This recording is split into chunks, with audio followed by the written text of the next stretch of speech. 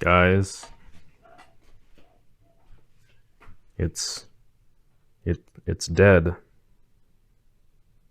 Okay, it's not actually dead, but I thought it was. So I went to turn the computer on like a couple weeks ago, and it would just not do anything. It would just turn on and just full speed like GPU fans and everything, and nothing else. It would do literally nothing. Tried resetting the CMOS, changing the RAM out, taking out like USB 3 card, one of the GPUs, trying different GPUs in those different slots and stuff. Nothing worked until I swapped to the power supply. And this did make the system work again. I was like, oh great, is this thing broken? Is this just bad power supply? Tried it again and it just works. So clearly not the power supply is bad. And I narrowed it down to the 8-pin CPU connector. We're gonna get in here. Look at how loose that is in there. That's ridiculous. So at least with this power supply, its 8-pin connector with the 8-pin on the motherboard is apparently just a tiny bit even looser than this is. And that's enough that it can just kind of wiggle itself out of the plug over time and just cause the system to just die. And then you have to go in and wiggle it and reseat it. So you might think, okay, solution, just change out the power supply. I mean, this is still so loose. I really don't like this on this motherboard. Like, yeah, this works, and wiggling it, I can't get this one to die. But who's to say that's not going to happen in the future? And like, this motherboard just kind of has a bad design. They made the VRM heatsink really big, which is good. But this came at the sacrifice of needing this like comically long 8-pin power connector. It's literally like this long. The 8-pin connector is huge. Look at this thing. Okay, so the 8-pin connector, rather than sticking about this high off the board like we normally see, I'm gonna turn this around, actually sticks like 3-4 centimeters up from the board. So I'm just kind of at this point where I just want to like redo everything about this computer. There's a lot of actual problems with the computer that it's had for its entire existence. And there's also some other stuff that has just kind of made me reconsider the part choice in here. So if you want to learn more about what this system is, I'd recommend checking out my first few videos on this system. But really brief rundown, it's a AMD Phenom 2 X4 965 that I overclocked to 4 gigahertz. It used to have a BioStar 890FX board that I then swapped out for an Asus 890GX board, which was technically a downgrade, but I wanted it for the color scheme. Originally it's had HD 5850s, originally just one, then we went to Crossfire, then realized one of the GPUs was bad, so I switched to HD 6950s in Crossfire. So for the actual reasons of why I'm doing away with this, one, it's always had this bad grounding issue. I've talked about this before in the other videos. I even made a short proving that it's not the power supply's fault, because I've hooked up external power supplies. I think in the short I used an EVGA power supply, but even with this Corsair power supply, if you have any static buildup at all and you touch like the front of the computer or kind of up near the I/O, doesn't seem to be the rest of the case, weirdly enough, at least not that I've ever noticed. The computer will either just freeze, go to a black screen, or just like hard power off. And that's the same even with this power supply. So that's 3 power supplies it does it with. There is something wrong with the way this fractal focus G case is made. Some people have said that they've had this issue before with this case. I've heard that before, but I also know people who own the Focus G and they've never had a problem with this. I think my case is just unlucky. It's probably solvable, but I even ruled out the front panel I/O by unplugging it when I tested this just to see if that was maybe grounded wrong or something. That was a comment somebody suggested. Still did nothing. This case just has to go. The static issue might not seem bad, like, oh, just make sure you discharge any static before you touch the machine. That's the problem. I think I don't have anything. But sometimes you just touch it and it just dies. I have to be able to touch the computer sometimes. That's not just an option to ignore. And the second problem is something I've actually already learned with my XP machine, and I don't know why I thought I was just blinded by the, ooh, I want fancy dual graphics card computer. SLI and Crossfire, any multi-GPU setup, sucks in the desert. And last time I checked, it's about to be summer soon here in the desert.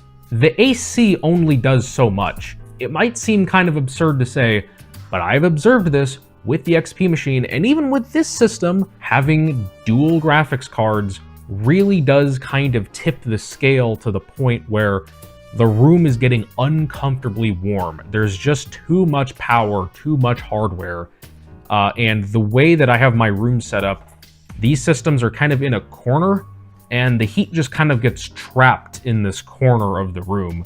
But it just makes it uncomfortable in the summer, which is like a decent portion of the year. It's not just like 2 months, it's like 5 months generally of like uncomfortable temperatures. And that gets to the point of my hardware choice. So when I did the first video on this computer back in I think 2023, the system was supposed to be an homage, an honor to Windows 7. And because I just so happened to have a lot of hardware from around 2009, early 2010, and honestly, it was fun. I never had any experience with the Phenoms before.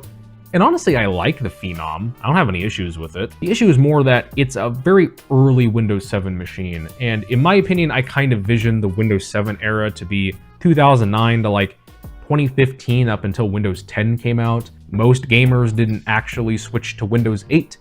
Except for me, because I was weird. And there's nothing wrong with having a modest system where you don't get to max everything out. But this era of hardware is just so cheap now. There's really no reason to not just buy the high-end stuff while you can and enjoy it. And I already have some of the high-end stuff for what I want to do. So while I like the Phenom 2 and stuff, I've never been particularly attached to it. I've never like dreamed of owning it back in the day. This system kind of just evolved into a, oh, I think that'd be kind of cool to mess around with these parts kind of system and not like an outstanding experience. And when you see the new hardware that I have, I think you'll understand why I'm going with a clean slate. So, normally I'd probably start with like the motherboard or something, but we're gonna actually start with the case this time. It's because I want to bring up this topic of, it's kind of hard to find old cases. Okay, it's not really hard to. It's hard to find one in decent condition. You know, the whole reason I went with the Fractal Design Focus G was because it was a case that was available brand new on Amazon and wasn't absurdly expensive. And it also looked close enough to the Windows 7 era that I was okay with it. So when I set out to find a new case, I was like, okay, I'm gonna actually try to find a period correct case for what I'm trying to do. You might think, oh, we'll just hop on eBay. Surely there's tons of case options. The thing is, you basically have to find a case locally. The reason is, if you try to find a case on eBay, you can find a lot of them, actually. The problem is, they make no sense to buy on eBay. The reason being is, one, you have to make sure the seller actually has the original box and packing material for it. It's kind of like a CRT. I really don't trust a case to be shipped in some random box with just some like bubble wrap on it or something. That case is going to become dented and just out of shape. I'm not trusting it, dude. The other thing is that a lot of times they're charging, you know, 50, 60 bucks for a case, and you have to pay like a 40, 50, $60 shipping charge on top of that too, because this is being sold by an individual. This isn't being sold by a big company like Newegg or Amazon that can just eat shipping costs, you know, to keep you using their platform. Basically, finding a case locally was going to be my only option. Eventually, I managed to scroll far enough on Marketplace that I found a case for a decent price that was actually new, just open box. I did have to drive a little bit to get it, but I managed to find this Corsair Carbide 300R, pretty much brand new in the box. It is open box and has been taken out before. It's very clear this has never been used before. It's pristine. It has the mounting hardware and stuff in it. No speck of dust. So this truly is a brand new case. Now, I had never actually heard of the Carbide 300R before. I just saw it and I was like, huh, that looks pretty close to the era I'm looking for. Let me look it up. And I found reviews for it from early 2012. So it is perfectly in the time frame that I was looking for. The review basically said it's a great case. The only issue was that they were asking too much for it. which even on forum posts and stuff I was seeing, everyone was like, yeah, that's too expensive for what the case is. But, you know, we can kind of get an idea of what the case looks like. There's a bunch of marketing stuff on it. I never realized that cases had marketing speeches on them before, but they do in like 6 languages. Once I pull this out of the box, it is not going back in. This was too challenging to put back in the box. It literally took me and my friend like 10 minutes to figure out how to put it back in. It's stuck. Great. I mean, it did kind of bow the box out, because again, I still don't think I put it back in quite right. Realistically, it's not like I'm going to keep this box, probably, because it's just too big. I'd love to, but I simply do not have the space to house an empty box. Sucker still does not want to come out. I'm all for saving the box and stuff on old hardware. I think a case is kind of the exception, just given that the box really doesn't look all that interesting. And also, it's just so cumbersome to keep around.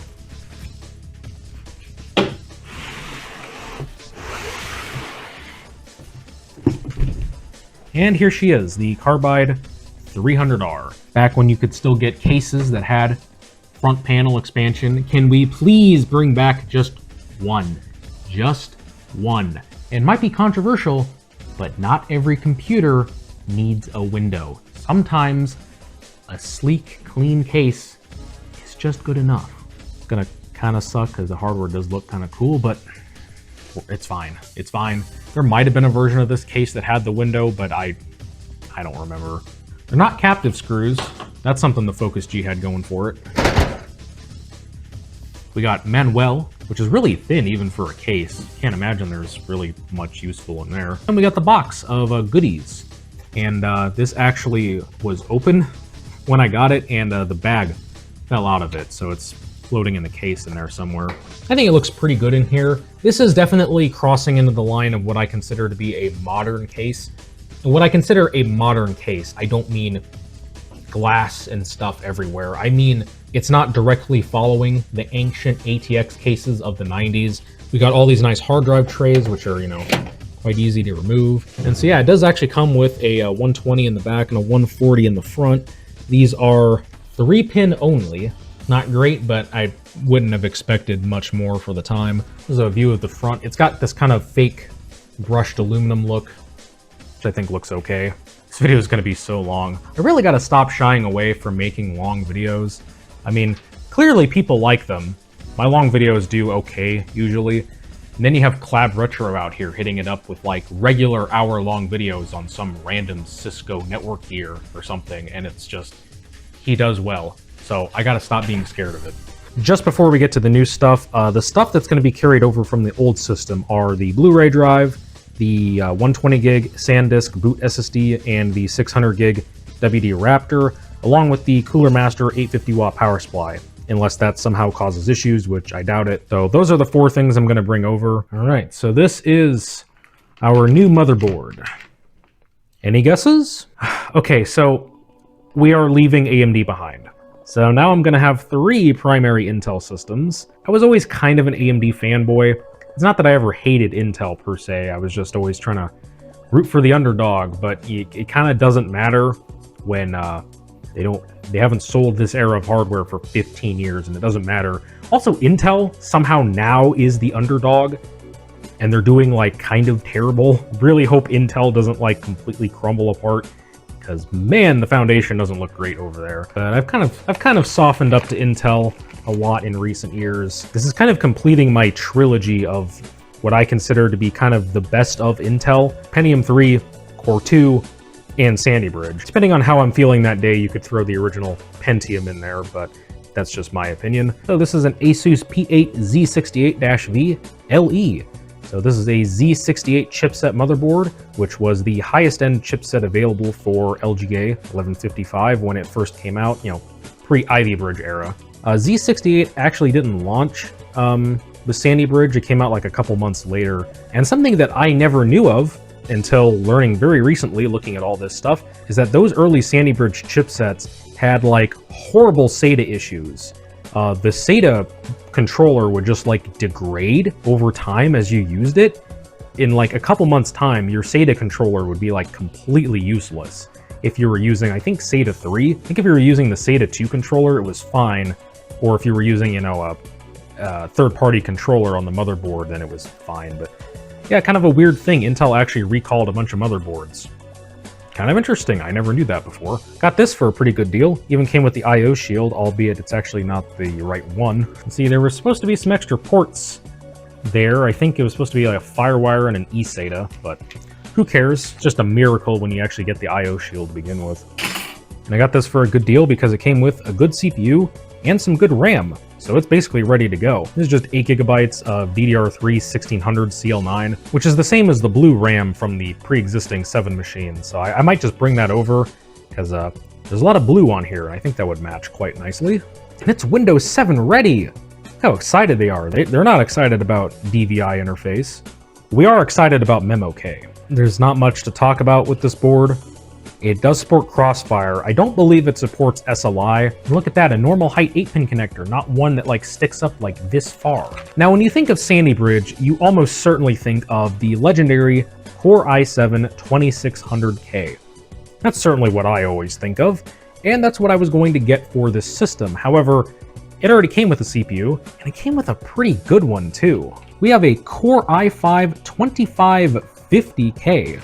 Not a 2500K, a 2550K. The 2550K is kind of an interesting CPU. It came out a full year after Sandy Bridge launched, like only a few months before Ivy Bridge came out. And it's the exact same chip as a 2500K, except it's clocked like 100 megahertz higher on boost and base clock, and it has no iGPU. For some reason. I'm sure it's there, it's probably just disabled for manufacturing yields. But it's one of the few CPUs of this generation that had no iGPU. It doesn't really matter in this use case, but it would have been nice, you know, for troubleshooting.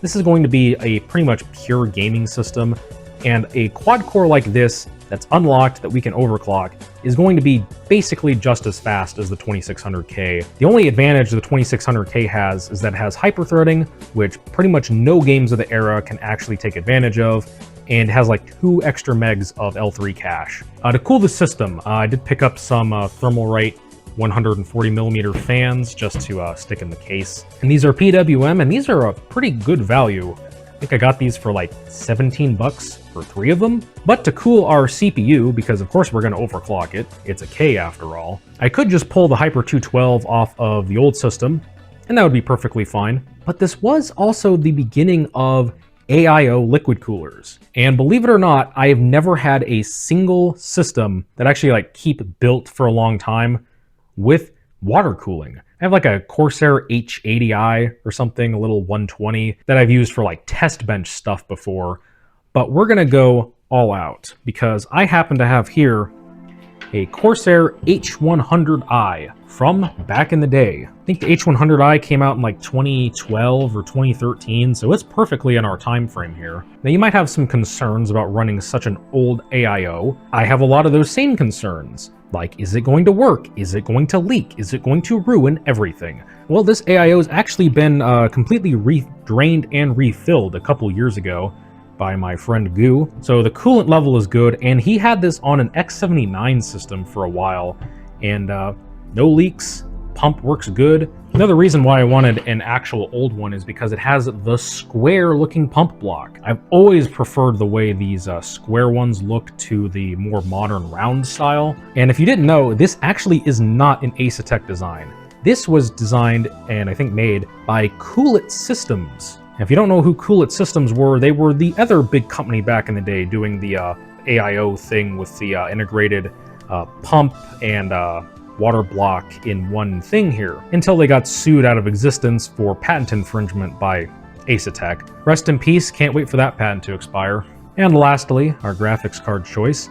What am I gonna pick? Well, I actually have 2 excellent cards for this, 2011, 2012 time frame. Gonna be honest, it's kind of a struggle to pick between either one. They're both great, so let's introduce them. First up, we have AMD's legendary Radeon HD 7970 GHz edition. This is a Sapphire card, just a legendary AMD GPU. 3 gigabytes of VRAM, just also kind of the last time that they were technically a little better than NVIDIA, which really hurts to say. But yeah, last time their flagship card could actually beat an NVIDIA card at launch in some games. Speaking of the NVIDIA offering, we have this lovely EVGA GeForce GTX 680 4 gigabyte card. That's right, most 680s were only 2 gigabyte cards, but this is a 4 gigabyte card, which are not all that common. They're not rare, but you know, for 680s, they're not that common. I've also always really liked this EVGA cooler design that they had on the 600 cards. I don't know, just the minimalist look with the single silver stripe always just looked so cool to me. Look at that on the side. Check out that funky power placement. I think that was a thing on most 680s. Yeah, this one's also got a backplate. See, the thing is if I picked the NVIDIA card, I would have 3 Intel and NVIDIA systems. So I think I'm gonna go with the Radeon, because again, I'm also a Radeon fanboy a little bit, so I feel like I kind of gotta go with this one. Really, either way you look at it, these are both fantastic cards. This one has a little bit more VRAM, but for these era of games, it really doesn't matter much. Probably run a little bit cooler than the blower design. It'll probably be a little bit quieter too. We got a good enough case that the blower design shouldn't really be necessary. They even have the exact same I/O, dual DVI with HDMI and DisplayPort, even in the exact same location. But the real reason we gotta go with the Sapphire card is blue PCB. So yeah, we're gonna go with the 7970 unless something goes catastrophically wrong and it's like drivers or whatever are completely broken. Please don't let me down, AMD. I got this card basically for free because it arrived with damaged fans that just didn't work right. So I got it for the cost of just new fans, which I think cost me like 10 bucks. That's why this says Dual X instead of, I think, Vapor X. I want to say this is a Vapor X cooler. If you look in there, that definitely looks like a vapor chamber to me. And now I can't think of any better time for a little bit of a build montage.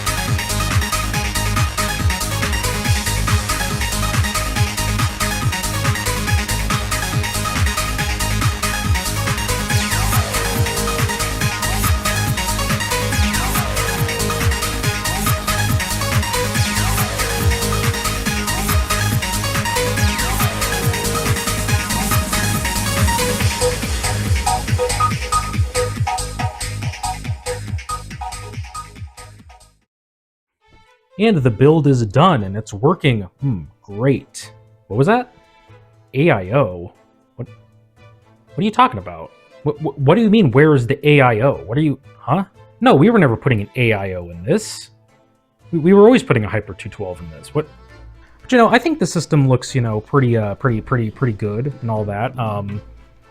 I think it's great. It's really quiet. I think it's quieter than the system was before, so that's good. And I mean, look at those idle temperatures in the BIOS. That's pretty good. You would never need water cooling for this. So we don't have anything overclocked yet, but first I want to get a clean install of Windows 7 going here. And we're going to be going for something a little bit different. The previous machine had Windows 7 Pro on it, because it's just the discs I had. But I decided to go and get Windows 7 Ultimate, Service Pack 1. I do have the... Wait, why did I burn this? Hold on. I'm an idiot. I completely forgot I bought this at VCF last year. I swear, this wasn't a bit. I genuinely forgot about this until this exact moment. So yeah. I guess I could have saved the time of trying to find a reputable location for the ISO. I don't think this one has Service Pack 1 installed, though, so I guess this would save a little bit of time. Yeah, I'm going to be honest, I forget even what the benefits of 7 Ultimate are. I know Vista at least has some vague advantages with going with Ultimate. What even does this have? We have 2 options that they list that is not on Pro. And that is help protect data on your PC with a BitLocker. Man, that was still a Ultimate feature? That might have been on Windows 7 Enterprise too. And switch between 35 languages. Really? That's it? That's all we got for Ultimate, huh? Wow. That's lame. Now, I have used Windows 7 Ultimate before. Like, 2015 before, way back, because I had this Core Solo laptop, and I didn't want to just run XP on it anymore, because it was my only laptop, so I was actually kind of daily driving this thing. And I did not have a, one of these, of course. So being passed around amongst my friends was a pirated copy of Windows 7 Ultimate. And I still have the disc. I managed to find it. And for whatever reason, instead of W7U, somebody wrote Wazoo on it. So now anytime I think of Windows 7 Ultimate, I immediately want to call it Wazoo because of this disc. I could use this disc, but honestly, I don't trust it because I actually don't know where this ISO came from. I only used it back then because that was what I had. That's some legacy pirating right there. Didn't even have a product key either. I was running black wallpaper and everything. I might as well use my legitimate disc since I actually, have it. But yeah, I guess that means that I own an actual Windows 7 Ultimate product key, because I would never pirate Windows. Alright, here, just get the disc in our Blu-ray drive. What a lovely looking disc. I mean, that's just...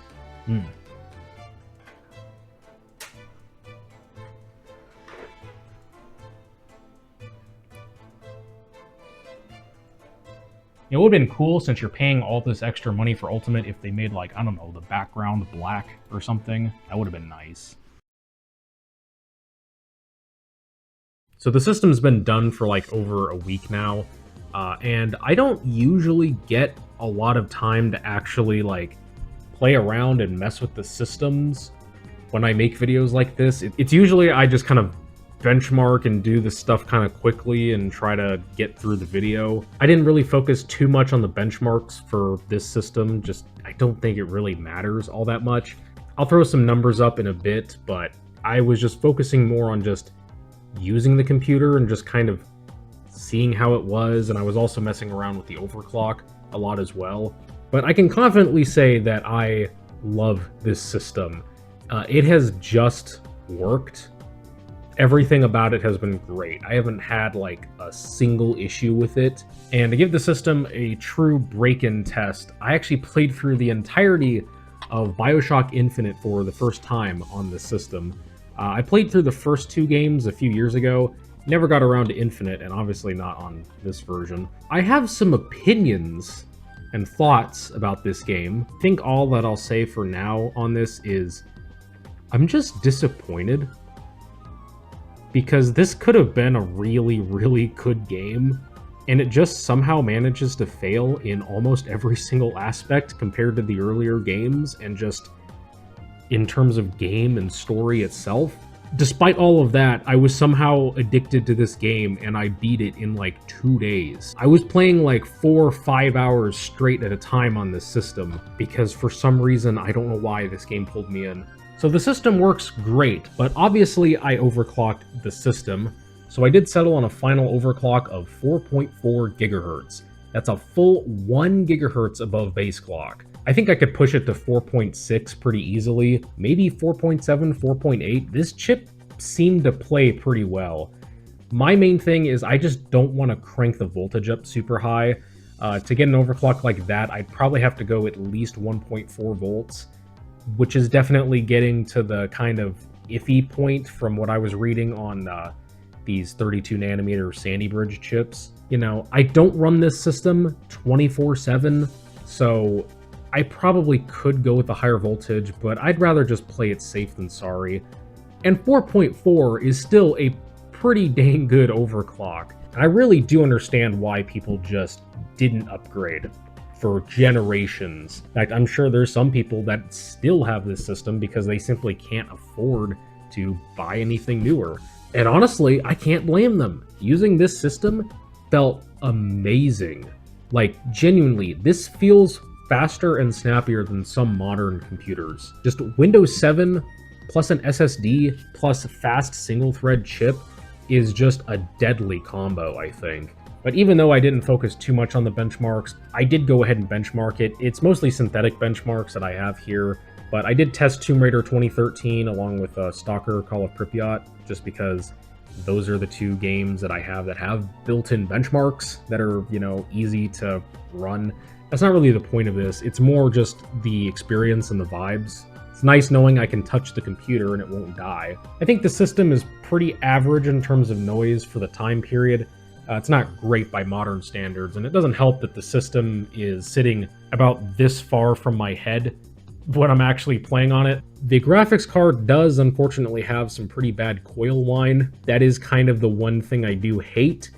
Again, it's not the end of the world. It is just a little bit annoying, but there's literally nothing I can do about that. And there is one other issue that's not really an issue that I can't really fault this system for. It's more just a thing I discovered, and so now it bugs me. So when I was playing Bioshock Infinite, I was playing with VSync off. The reason is that I have a pretty modern 1080p Dell monitor that runs at 75 hertz. I wanted to, of course, play the game at 75 hertz. Maxing the game fully out, given that it is a little bit newer than this hardware, it didn't quite stay at a perfect 75. So if I left VSync on, I'd get dropped down to like 37 FPS and it'd make the game feel horrible. So I had to play with VSync off. The problem with that is that, at least for that game, and I imagine a lot of other games, it's just screen tear city. So then I remembered, oh wait, this Dell monitor, I'm pretty sure it supports FreeSync. I was like, oh cool, it does support FreeSync. Let me go enable it in the driver. The option was grayed out. Now I'm not using the latest AMD driver. I think I'm using drivers from like 2017 or 2018, because I've had some rough experiences with the latest Windows 7 AMD drivers. So I wanted to go with something kind of in between that would be compatible with the games that I would actually play on the system. So I was really confused. I was like, wait, why doesn't it work? I dig through the monitor settings. There's no option to like turn it on in the monitor. So I looked it up, and I just kind of assumed that any 2010s AMD card would have supported FreeSync. I'm not sure why I thought that, but no, any GCN 1.0 card, which the 7970 is, was never supported with FreeSync. I think it is some sort of hardware limitation that it has to actually be enabled in the hardware for it to be able to support it. So that kind of sucks. This also applies to any rebranded cards, so stuff like the R9 280, R9 270, R7 370, anything that's GCN 1.0 based just doesn't support FreeSync to my knowledge. So even though the 7970 works great, it is stupid powerful. It'll play every game that I want to on the system just fine.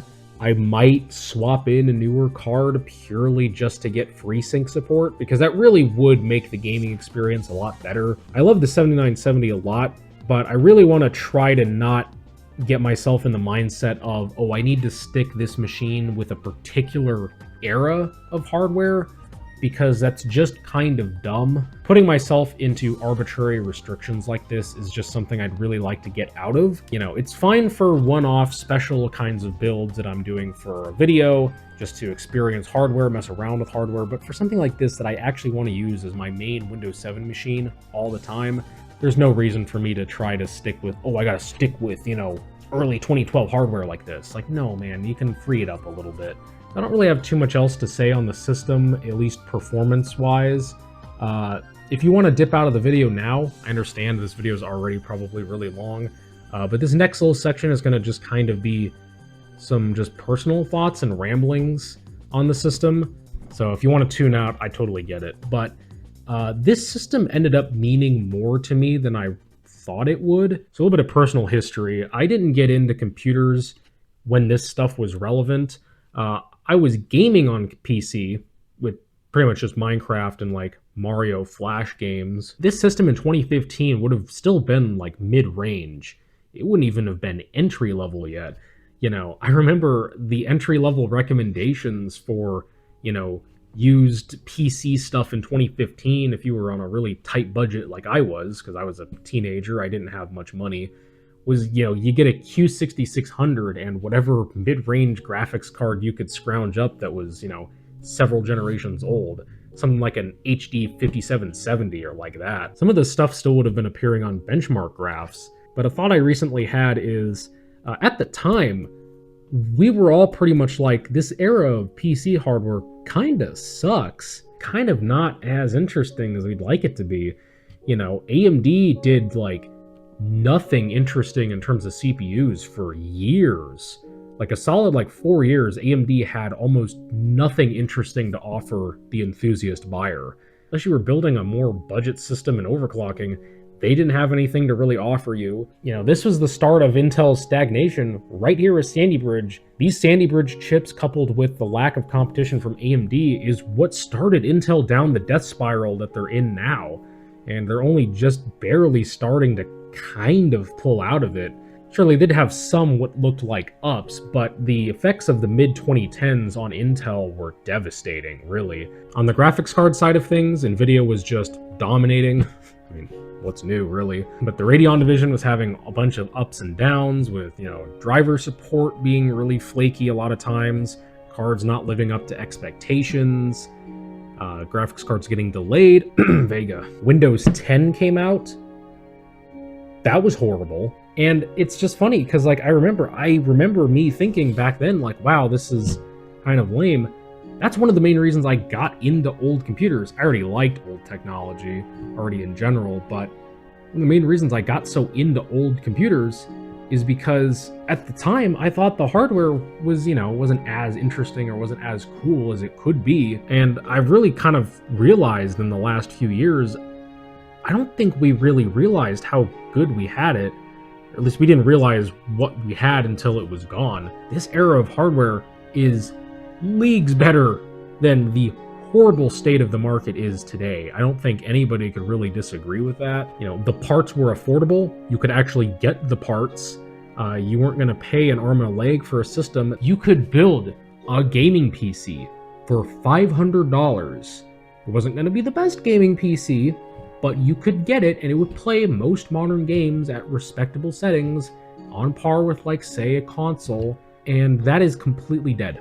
You can't do that anymore. Even buying used hardware, you're gonna really struggle. Even before the whole RAM apocalypse and stuff like that, building a $500 gaming PC still was a lot more challenging than it would have been back then. And it's not just an inflation thing. The companies have just started charging more. I just kind of wanted to throw this out there that if you are really upset with the modern industry and you kind of want an escape from it, and you don't want something that's too foreign, I guess you could say, and stuff that's still, you know, obtainable and fun to mess with. I still think this stuff is fun to mess with. Overclocking this was a blast. Can't overclock anything modern anymore. Makes no sense to do it. It's completely pointless. But I kind of want to inspire people to build a Windows 7 machine. It doesn't have to be this hardware. You could go older than this if you wanted, but you can also go newer. You know, if you've been in the PC game for a little while, you probably have hardware lying around that can run Windows 7. There's a lot you can do with probably spare parts you already have lying around. So if you don't have a Windows 7 system yet, build one. Just build one. It's a fun escape. Throw Windows 7 on it, you know, and if you want, you could even, you know, dual boot it with Linux, you know, use it as like a secondary computer if you want to just kind of get away from everything. And if you already do have a Windows 7 system, post it, share it. If you're building a new one, if you already have one, post it in the comments. Let me know what kind of hardware you have, what you're building, what kind of stuff you want to do, what you're using it for.